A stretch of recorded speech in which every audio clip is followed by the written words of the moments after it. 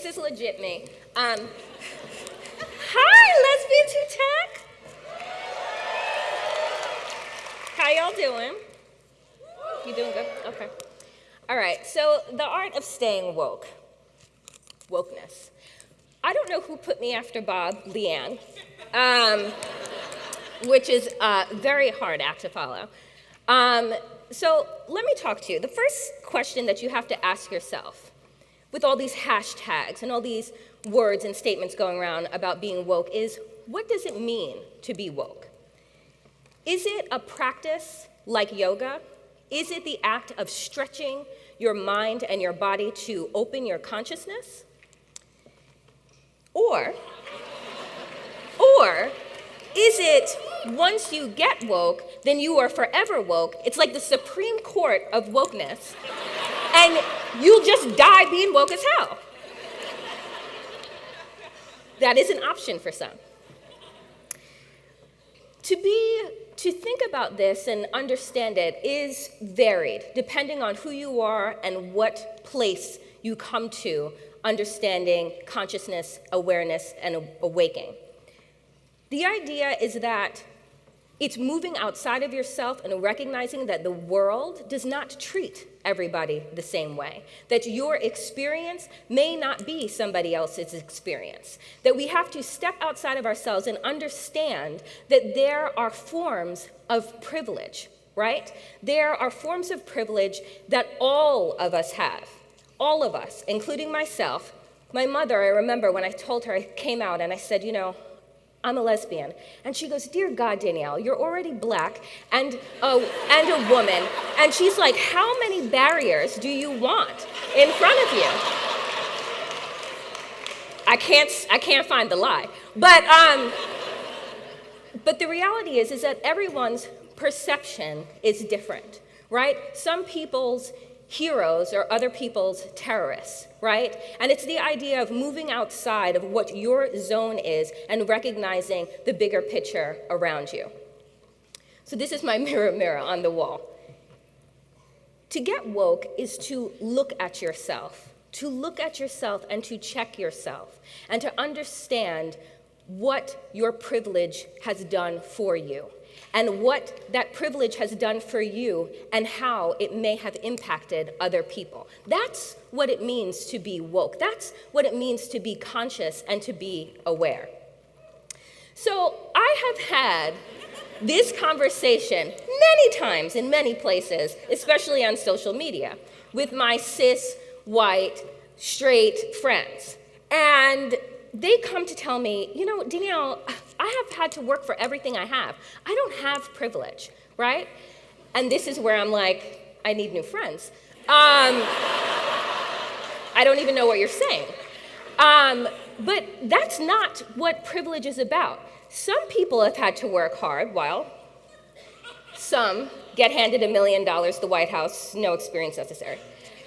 But for the rest of us, this is my favorite picture of privilege, when my friends say, well, they're not my friends anymore, but you know what I mean. When people I know that say stupid shit, this is the picture that I want to have in their mind, which is, here's the race. We all start out on the track, right? But look at those happy white people over there. You see how the wind looks like it's at their back? It's sunny, right? And they're just getting it in. Whereas those other people over there, them sad people of color, they got the storm over their heads. They're still running the same race, but the track is now wet. The wind is in their face. This is privilege, right? It's setting up the idea of who has the advantage to win, right? They're both running the race. This is what Trump would tell you. I don't see the problem. Fact, alternative fact. So, but you look, and those of us who actually see things that are in front of us see that some don't look right. This is one of my favorite quotes by James Baldwin that says, I love America more than any other country in this world, and exactly for this reason I insist on the right to criticize her perpetually. That is our job.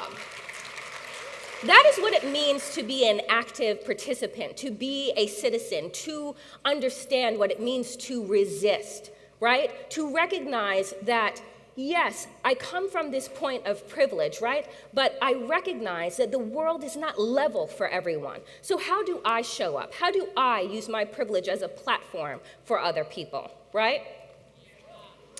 I don't even need to say anything, right? You're just gonna clap anyway. But once you get woke, because this is me in my head as being woke, once you get woke, you get into formation and you understand, you get into formation, you get creative, you start to collaborate with other like-minded people, because these are my new friends. And you start to, to see that being woke is kind of like yoga. It is about being vigilant. Why? Because we have crap like this coming at us every day. Now, I love Melissa McCarthy. She is hilarious and the best Sean Spicer, better than Sean Spicer. Better than him. But they literally press conference every day, just blasting out BS like I have never seen in my life. Just lie after lie after lie. The media now says, no, it's not a lie, it's just an untruth. What does that mean? What does that mean? So to be woke nowadays means to be constantly vigilant about what is happening, right? Because this is a strategy here. This strategy of distortion and distraction is meant to disorient us, right? It is meant to exhaust us. And what happens when you are exhausted? You need to take a break. You need to sleep, right? You go back into slumber and you say, you know what, forget it. Why am I gonna bother resisting? Why am I gonna bother marching? Because they're just gonna do what they're gonna do anyway. That is how they win, and they cannot.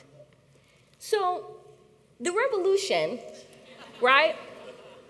It may not be televised because ratings, but it's happening every day, every moment, from town halls calling out your elected officials for trying to steal your health care, for trying to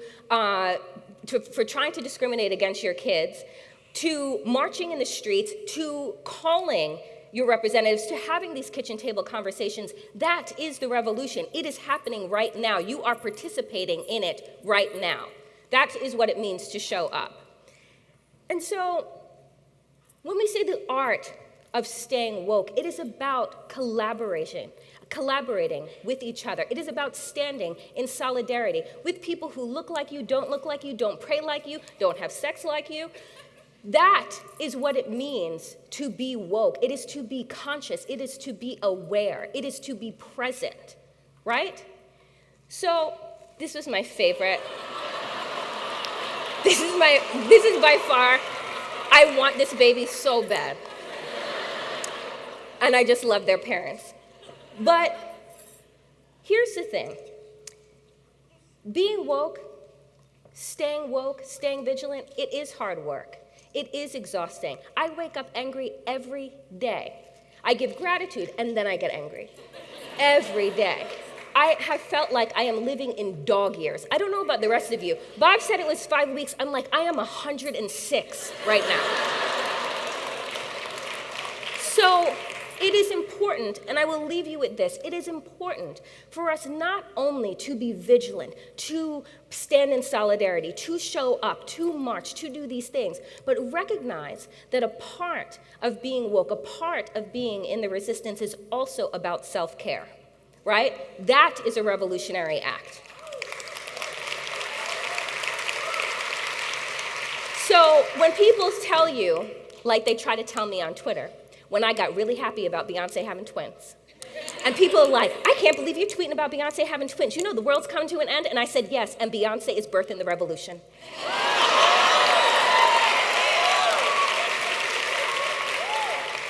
So, we can find joy, we can take breaks, we can take naps, and still stay woke. Thank you.